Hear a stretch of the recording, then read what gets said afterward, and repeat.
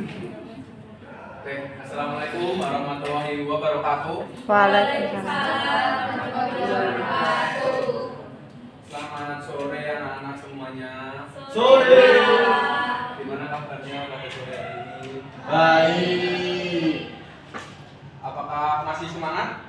Kenapa Lemas. Mas Satria kok lemas? Buku ice breaking butuh. Untuk ice breaking? Ya. Ada Mas Satria depan ice breaking ayo. Malu Pak, jangan saya. Kita langsung aja ya. Nggak perlu ice breakingan. Ya Pak.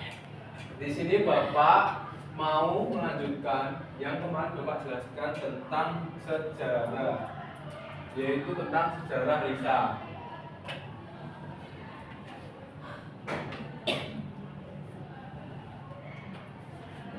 Oke, sebelumnya siapa ketua kelasnya di sini? Mas Satria bisa pimpin doa terlebih dahulu. Baik teman-teman, sebelum kita mengawali pelajaran pada sore kali ini, siang kali ini, alangkah baiknya kita berdoa menerus kepercayaan masing-masing. Berdoa mulai. Berdoa tak pernah usai. Terima kasih Mas Satria. Beri tepuk tangan dulu. Oke, Bapak absen dulu ya. Mas Satria, Mas Firman, Mas Andiva, Mbak Amel, Mas Rizko. Sakit. Sakit apa? Tangannya patah. Tangannya patah. Ya. Belum sembuh dari kemarin. Belum. Kita doakan semoga cepat sembuh ya. Mas. Amin. Oke, langsung saja pada materi ini. Di sini Bapak mau menjelaskan tentang tujuan pembelajaran pada sore hari ini. Tujuan pembelajarannya, Bapak harap kalian semua bisa menjelaskan definisi sejarah lisan dan cerita rakyat, jenis-jenis cerita rakyat, serta ciri-ciri cerita rakyatnya. Yang kedua, Bapak juga mengharapkan kalian mampu mengidentifikasi pesan moral dari cerita yang telah Bapak sampaikan dan menganalisis bagaimana cerita tersebut masih bertahan sampai sekarang.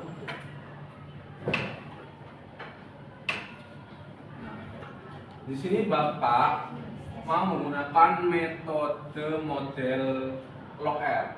Ada yang tahu apa itu log R? Nggak tahu. Log R itu singkatan dari literasi, orientasi, kolaborasi, dan refleksi. Nah, ini yang pertama ada literasi. Bapak harap kalian bisa menyimak video yang Bapak berikan. Jangan lupa dicatat hal-hal yang penting. Soalnya nanti di akhir Bapak kasih tugas apa aja pesan moral dan hal-hal penting yang di video tersebut.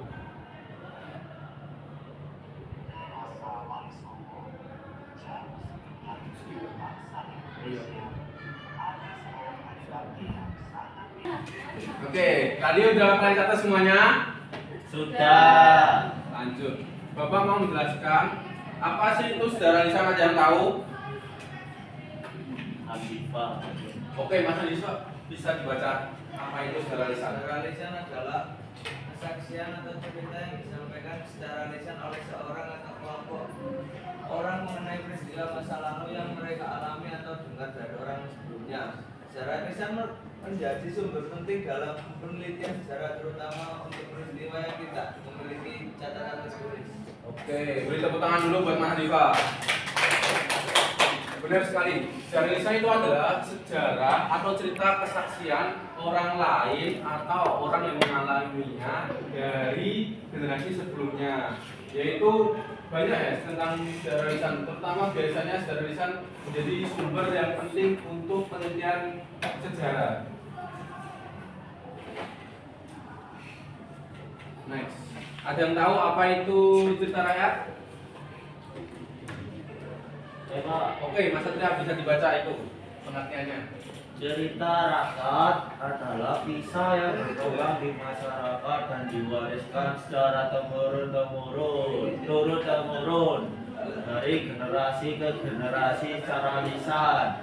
Cerita rakyat biasanya mengandung pesan moral, nilai budaya, dan ajaran hidup yang penting bagi masyarakat. Begitu, Oke, Pak. itu tangan dulu ya. Benar yang disampaikan Mas Satria, yaitu cerita rakyat adalah kisah yang berkembang di masyarakat yang diwariskan secara turun-temurun dari generasi ke generasi. Biasanya cerita rakyat itu mengandung pesan moral, nilai hidup, ajaran, pedoman hidup, dan lain-lain. Nah, cerita rakyat ini kan biasanya berkembang dari mulut ke mulut. Tapi ada juga yang disampaikan melalui buku atau televisi.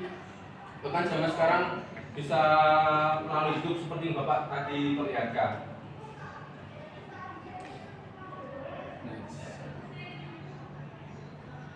Jenis cerita rakyat ada berapa? Masih ada yang ingat? Paling muda.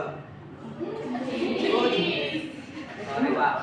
Oke, jenis-jenis rakyat itu ada 3 ya. Yang pertama itu ada mitos. Mitos adalah cerita yang berkaitan dengan kepercayaan masyarakat tentang dewa-dewi, makhluk gaib atau asal-usul alam semesta. Mitos seringkali dianggap sebagai cerita sakral karena berhubungan dengan sistem kepercayaan suatu masyarakat. Contohnya di sini ada apa? Jawa Kidul. Yang kedua itu ada legenda.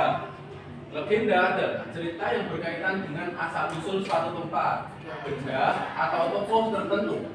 Berbeda dengan mitos, legenda seringkali memiliki dasar sejarah, tetapi masih bercampur dengan unsur fiksi atau khayalan. Contohnya ada apa di sini? Tangkuban Perahu. Di sini Bapak mau menjelaskan langsung secara cepat atau singkat ya. Soalnya nanti Bapak mau membagi kalian menjadi 2 kelompok. Terus selanjutnya yang terakhir ada dongeng. Dongeng itu cerita rakyat yang bersifat lebih fiksi dan bertujuan menghibur. Namun dongeng juga mengandung pesan moral yang bisa menjadi pelajaran bagi masyarakat. Contohnya ada Maklum Bunda.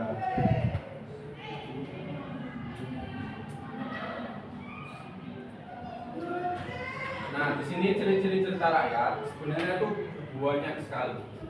Cuman ini yang paling penting menurut Bapak ya. Yang pertama itu karena penyebaran dan pelestariannya dilakukan dengan tradisi lisan, yaitu melalui penuturan dari orang ke orang lain. Yaitu tadi yang Bapak sampaikan, cerita rakyat atau sejarah lisan itu biasanya disampaikan dari mulut ke mulut, kayak si A menceritakan si B selanjutnya menceritakan ke si C sampai turun temurun. Yang kedua ada bersifat tradisional dan disebarkan antar generasi dalam waktu yang cukup lama. Nah, yang dimaksud sifat tradisional itu berarti cerita yang mengandung banyak unsur legenda atau yang baik atau fiksi tadi. Terus yang ketiga, cerita rakyat itu ada dengan versi-versi dan perbedaan dari setiap daerah sehingga menjadi berbeda alur dari ceritanya satu sama lain. Nah, seperti yang Bapak sampaikan tadi, misal si A menyampaikan si B, itu kan ceritanya gini, Satria itu orangnya pinter loh, dia wangi. Nah, pas si B menceritakan si C, bisa jadi orang si B ini tadi salah dengar atau mungkin bisa diberikan atau dikurangkan. Bisa jadi Satria itu bau loh, orangnya tapi pinter. Gitu. Itu contoh simpelnya saja. Hoak. Yang terakhir itu ada penciptaan tidak diketahui. Nah, semua cerita rakyat atau sejarah lisan itu banyak yang abstrak. Dalam artian tidak ada siapa sih penciptanya. Kayak kalian tahu siapa yang menciptakan cerita Maling Undang? Siapa pertama kali yang menceritakan? Kan tidak ada ya. Jadi benar-benar abstrak aja itu ceritanya.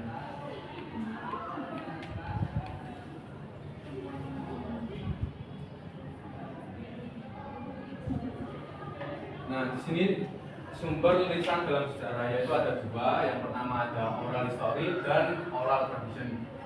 Sama seperti yang Bapak sampaikan tadi, pada hakikatnya hampir sama, cuman bagian yang informasi ini biasanya diperoleh melalui wawancara dan direkam untuk kepentingan penelitian.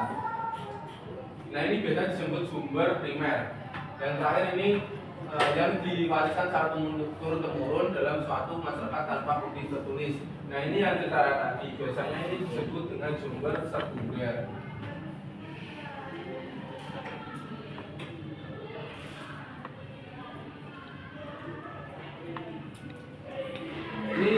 contoh tradisi lisan asal usul dari Candi Borobudur. Mungkin kalian udah tahu ya, Bapak speak aja ya.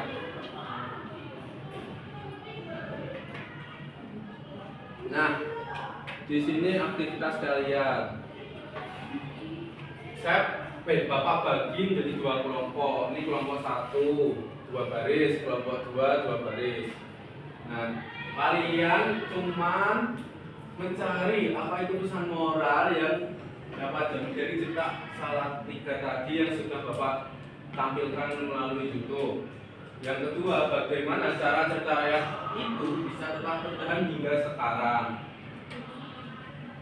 Bapak tunggu 5 menit.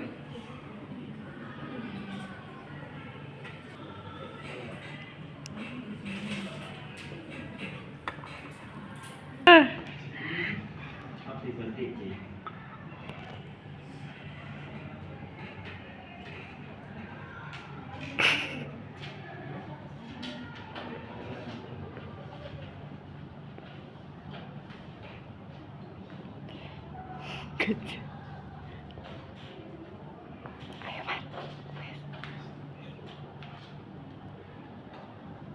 Oke, waktunya sudah selesai.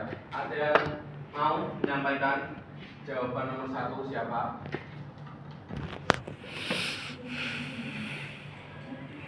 Dulu, Pak. Bisa jawab, Mbak Mel? Yang nomor 1, pesan moral apa yang dapat diambil dari asal-usul cerita asal-usul Salatiga? Yang dapat diambil itu kejujuran adalah nilai yang sangat berharga. Ya benar. Terus keadilan akan menang pada akhirnya. Kemudian kebijaksanaan dalam memimpin itu penting bagi seorang pemimpin. Yang nomor 2? Yang nomor 2, bagaimana cerita rakyat bisa tetap bertahan hingga sekarang? Cerita rakyat itu bisa bertahan hingga sekarang karena pewarisan lisan dari generasi ke generasi. Kemudian penggunaan media cetak atau digital dalam menyebarkan cerita rakyat tersebut. Kemudian nilai budaya dan moral yang relevan, dan perayaan budaya dan festival lokal. Oke, beri tepuk tangan dulu. Oke,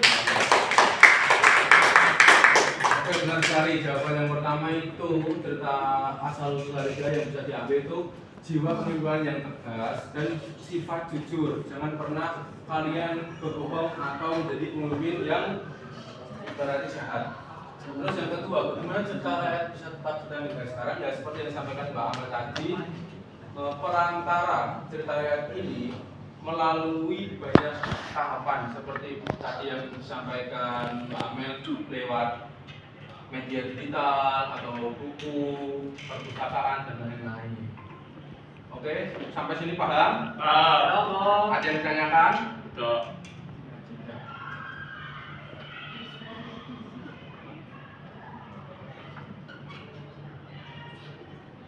Di sini Bapak ada refleksi. Game kecil-kecilan sih. Semoga kalian suka dan paham. Ada yang berani jawab siapa?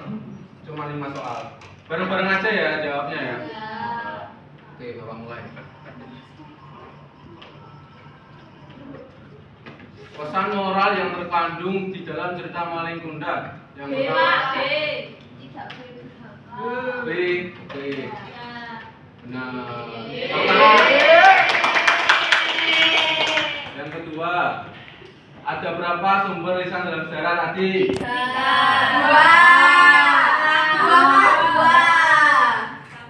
Oke, benar. Ada berapa jenis cerita rakyat tadi? 3. Oke, benar. Yang termasuk cerita rakyat kecuali? Oke, benar. Yang terakhir nih ya. Apa itu mitos?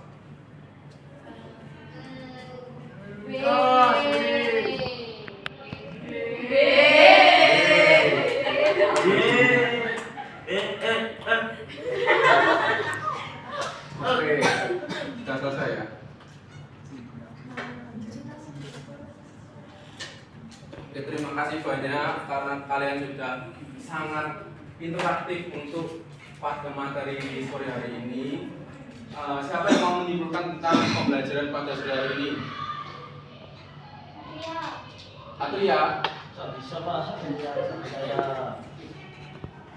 Amel ayo.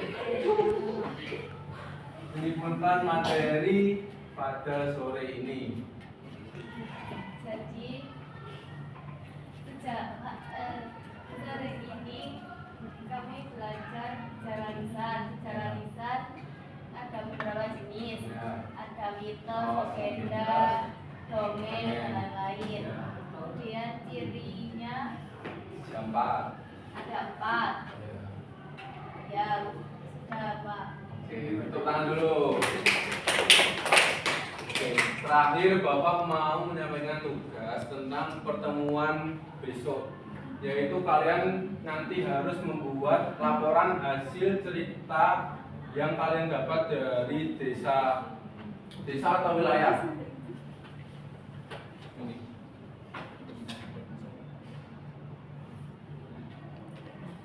Nah, ini yang nomor 3. Cari cerita rakyat yang ada di daerah kalian, identifikasi nilai-nilai yang terkandung, dan analisis bagaimana cerita itu tetap bertahan sampai sekarang. Sama seperti ini, cuman cerita yang ada di daerah kalian. Sampai sini paham? Paham. Oke, Bapak tutup pembelajaran pada sore hari ini. Semoga kalian bermanfaat, Bapak juga bermanfaat. Wassalamualaikum warahmatullahi wabarakatuh. Waalaikumsalam.